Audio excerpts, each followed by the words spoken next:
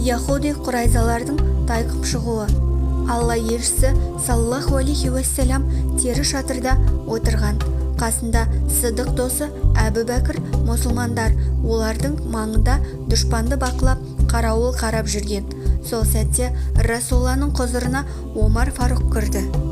Уа Расулла, естуімше Яхуди Құрайзалар келісімді бұзып дұшпанға көмектескелі жатқан көрінеді, деді. Күтпеген суыт хабар пайғамбарымызға жаман әсер етті.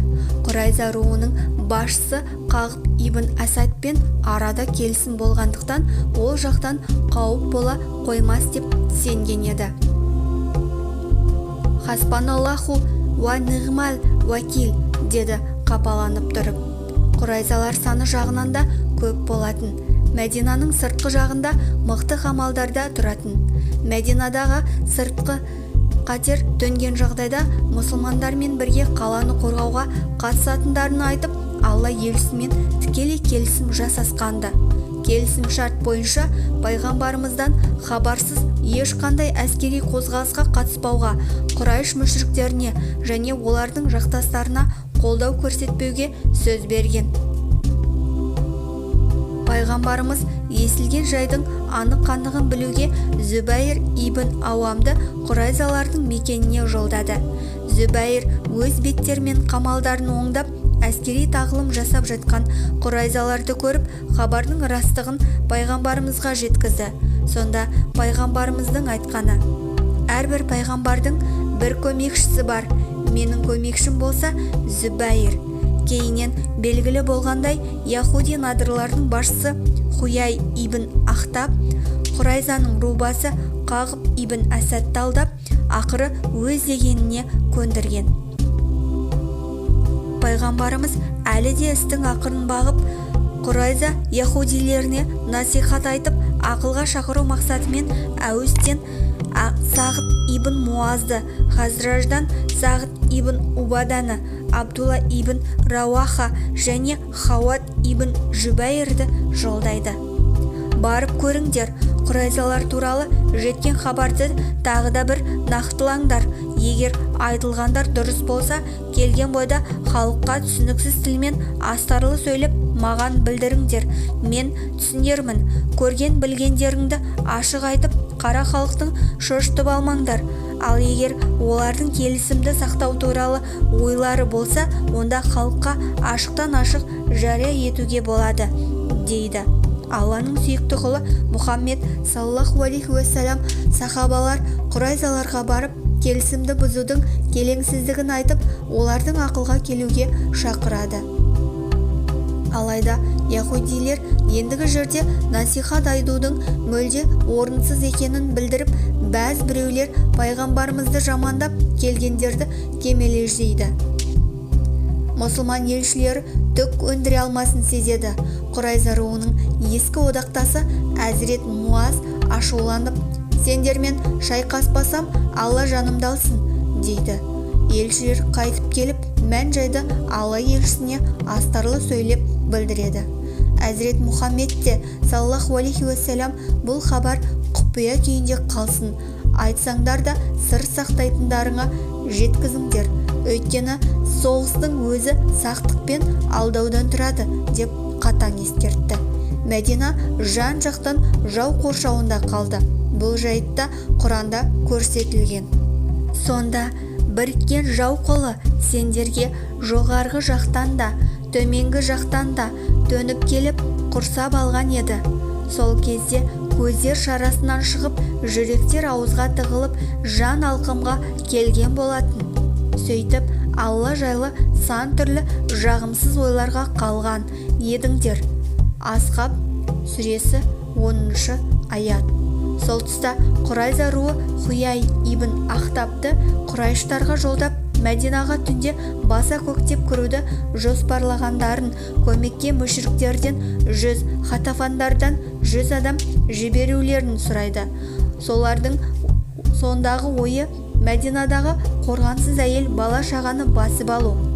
Бұл хабарды естіген мұсылмандар қаланы түнде қорғауға Зәйд ибн Харис пен Салама ибн Әсламның басшылығында 500 әскер бөледі.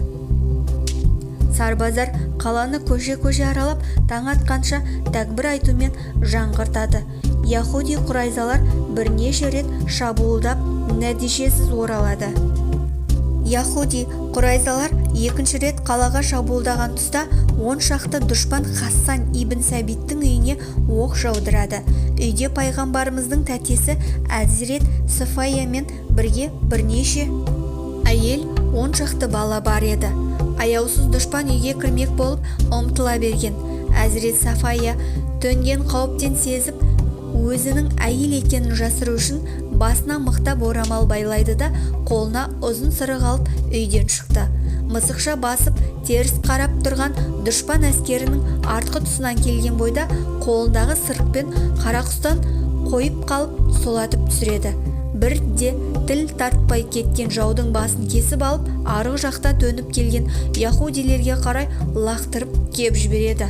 Яхудилер қорқып, ойбай-ау, бұлардың үйлерінде еркек жоқ, әйел бала шаға қорғансыз деп еді ғой, мұнысы несі деп тым-тырақай қаша жөнелді. 500-ге жуық сахаба жауынгерлерді Мәдинаға аттандырып, қаланы қорғауға бұйрық берген соң, пайғамбар Мұхаммед саллаллаху алейхи уассалам ор басындағы күзетке тікелей араласты. Әсіресе дұшпан әскері өте алады деген тар тұста түнгі қарауылға өзі тұрды. Әзірет Айша сол кездегі жағдайды былайша әңгімелейді. Расулла ордың тар тұсын күзетіп тұрып, анда-санда шатырға келіп жылынып кететін. Бір келгенде тоңғаны сондай қалш-қалш етіп отырды.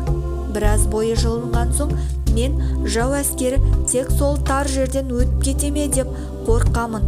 Бүгін түнде мұсылмандардың біреуі менің орныма қарауыл қараса болар еді, деді. Сол сәтте сырттан аяқ дыбысы естілді. Бұл кім деп дауыстады Расулла саллаллаху алейхи уассалам. Келген адамның Сағд ибн Әбу Уақас екенін білген соң, түнгі күзетте соған тапсырды. Шайқасқа дайындық басталғалы бері мұнафиқтар әйел бала шағамызды тастап, жөн-жосықсыз сол жерде жүргеніміз ақылға сыймайды деп мұсылмандарды жолдан тайдыруға тырысты. Кейбіреулері Алла елшісіне келіп, үйлеріміз Мәдина қамалының сыртында орналасқан, айнала дуалдары да пәс, дұшпан ұры қары түскендей болса деп ор басындағы күзеттен кетуге рұқсат сұрайды. Пайғамбарымыз олардың бір бөлігіне рұқсат етті.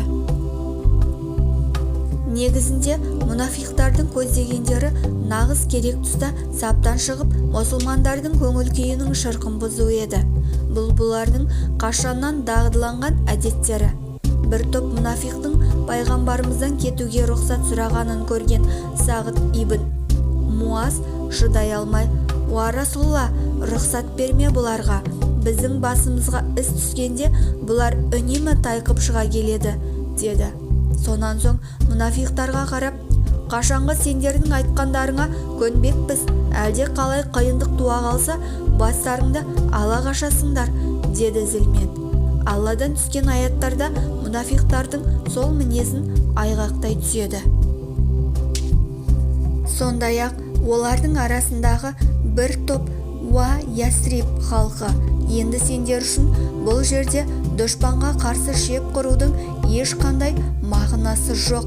Одан да үйлеріңе қайтыңдар», десе, енді бір топ «Үй жайларымыз қорғансыз қалды» деп сылтауратып пайғамбардан жамырап рұқсат сұрап жатты.